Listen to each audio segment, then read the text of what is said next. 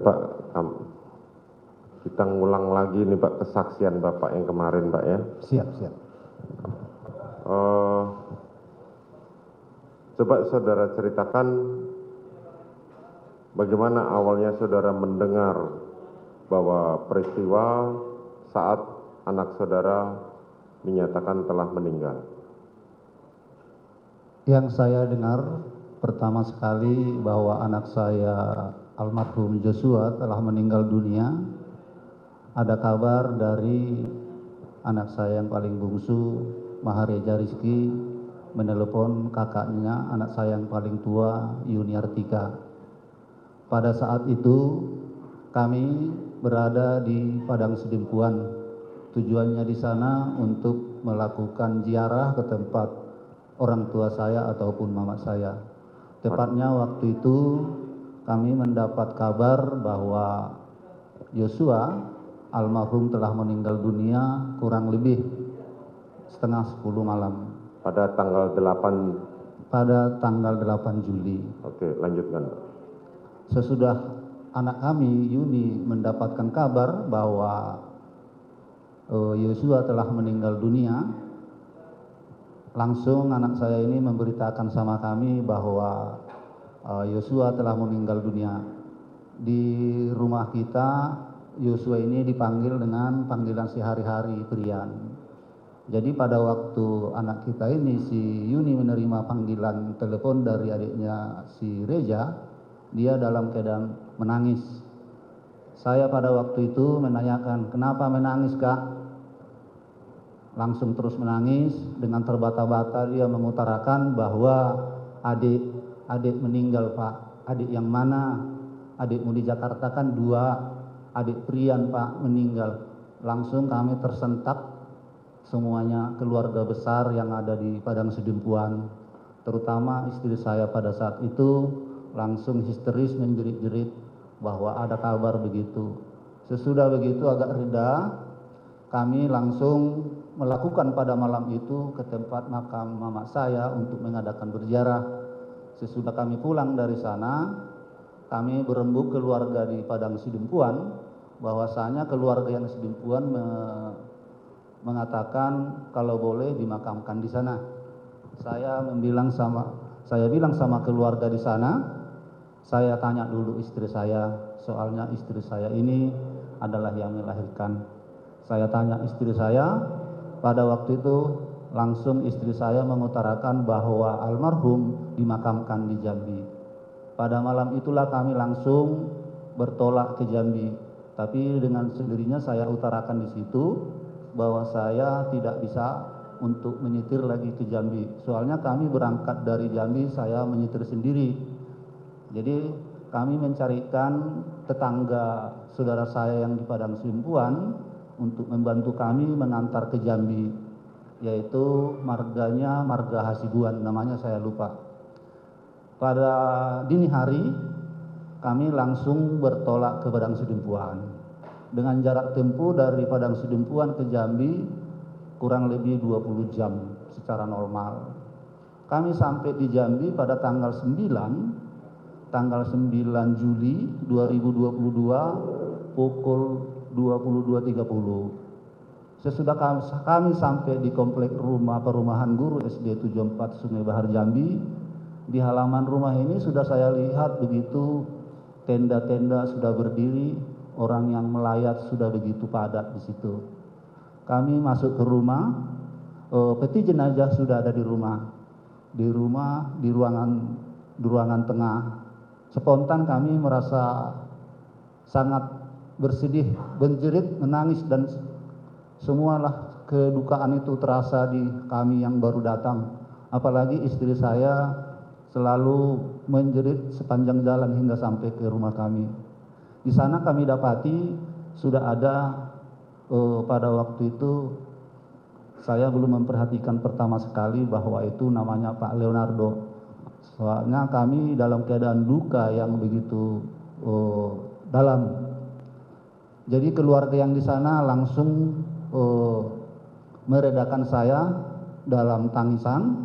Sesudah saya agak reda, datanglah itu Pak Leonardo Simatupang berpangkat kombes menyodorkan secari kertas, yaitu kertas penyerahan serah terima jenazah untuk disuruh ditandatangani.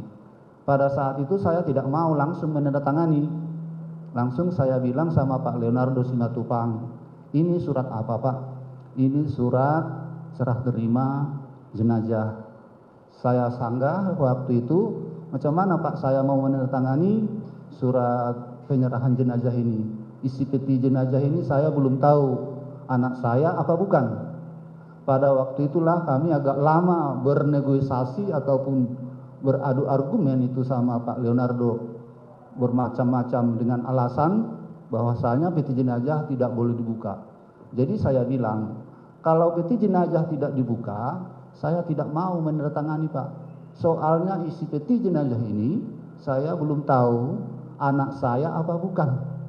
Kalau anak saya isinya, ya mending. Kalau bukan anak saya nanti bisa-bisa saya yang celaka ataupun masuk penjara. Yang penting dibuka dulu peti jenazah, saya lihat isinya anak saya apa bukan. Jadi begitu lama kami berorganisasi, istri saya pun sampai memohon-mohon waktu itu untuk dibuka peti jenazah. Dengan sendirinya Pak Leonardo sampai menunjukkan lagi surat visum dari rumah sakit, ada 4 item itu surat yang ditunjukkannya sama kami. Dengan sendirinya juga Pak Leonardo lama-kelamaan dia mengizinkan dibuka. Tapi dibuka itu peti jenazah tidak boleh keseluruhan, hanya sebatas dada. Dengan alasan itu jenazah sudah diformalin dan divisum, nanti formalinnya tidak berguna lagi katanya. Jadi diizinkan kami membuka, saya buka sendiri, saya buka plastiknya dibantu keluarga yang di sana. Ada itu dari kota Jambi, keponakan saya namanya itu Sinenjol, membantu membuka. Sesudah saya buka itu peti jenazah dengan batas 2 kancing baju, saya pertama kali melihat wajahnya dengan luka di wajah. Pertama saya lihat luka di hidung yang dijahit, bibir sebelah kiri, luka di kelopak mata sebelah kanan, dan di bawahnya lagi ada luka. Sesudah itu saya buka kancing bajunya yang diizinkan hanya 2. Saya lihatlah luka di dada sebelah kanan. Sesudah itu saya langsung bertanya lagi itu sama Pak Leonardo, dalam keadaan nangislah kami semua keluarga besar sesudah melihat luka ini. Ini diapai anak saya. Jadi Pak Leonardo pada waktu itu masih berdiam diri lantaran melihat kami berduka. Sudah saya tutup dengan kain kasa. Sesudah saya tutup dengan kain kasa jenazah almarhum Joshua, sesudah redah semuanya yang menangis, langsung si Pak Leonardo Simatupang menanyakan kami bahwa penguburan kapan dilakukan.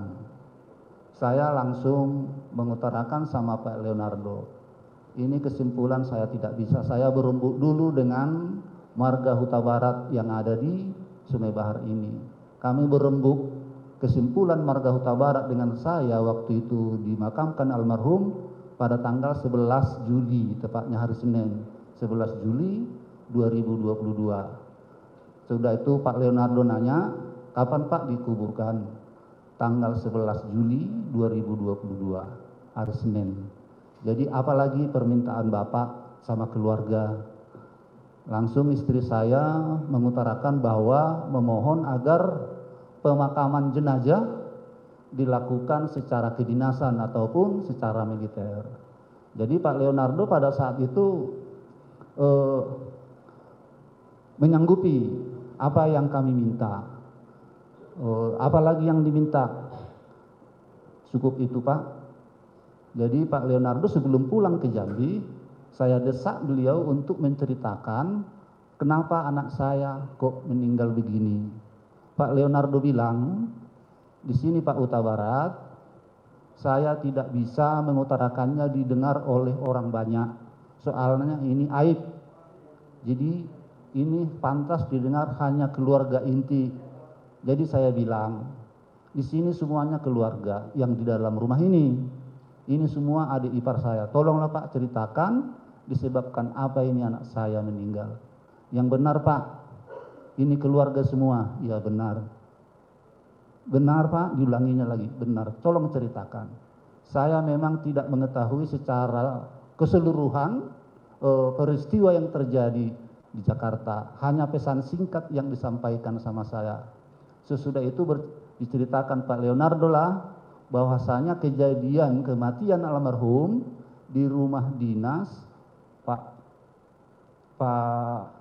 Ferdi Sambo tanggal 8 Juli, jamnya saya tidak tahu.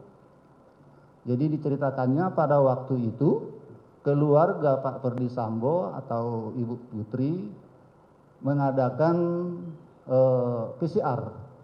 Mereka baru pulang dari Magelang. Jadi menunggu hasil daripada PCR, mereka mengadakan isolasi mandiri di Duren 3. Sambil menunggu hasil daripada PCR, Ibu Putri masuk ke dalam kamar beristirahat. Dengan sendirinya, menurut keterangan Pak Leonardo, almarhum Joshua masuk ke kamar Ibu Putri, hendak berbuat tidak senonoh. Jadi Ibu Putri menjerit. Di dalam keadaan menjerit Ibu Putri, almarhum keluar dari kamar dalam keadaan panik. Tepatnya di depan pintu kamar utama, datanglah dari atas si Beradae menanyakan almarhum, ada apa Bang? Almarhum tidak menjawab dengan omongan, langsung mencabut senjata yang ada padanya, langsung menembak si Beradae. Jadi sudah menembak secara langsung, terjadilah tembak-menembak. Hanya sampai di situ yang bisa diceritakan oleh Pak Leonardo. Jadi kami tertegun mendengar itu, antara iya dengan tidak. Sesudah selesai diceritakan Pak Leonardo pamit pulang ke Jambi. Jadi saya bilang waktu itu, kok pulang ke Jambi Pak? Apa enggak datang hari Senin ke sini waktu pemakaman? Jadi Pak Leonardo bilang datang, saya harus ke Jambi. Soalnya pakaian hanya di badan saya sambil beli pakaian besok. Sesudah itu pulanglah Pak Leonardo ke Jambi. Pada esok harinya, anak saya yang paling bungsu si Reja atau Mahareja Rizky menceritakanlah kepada kami keluarga bahwasanya formalin yang ada disuntikkan ke tubuh almarhum berdosiskan 24 jam. Otomatis keluarga termasuk tante-tantenya mengambil inisiatif untuk menambahi formalin. Pergilah mereka ataupun menginformasikan ke pihak medis Rumah Sakit Umum Daerah Sungai Bahar untuk meminta pertolongan disuntikkan formalin ke tubuh anak kami almarhum. Pada hari Minggu tanggal 10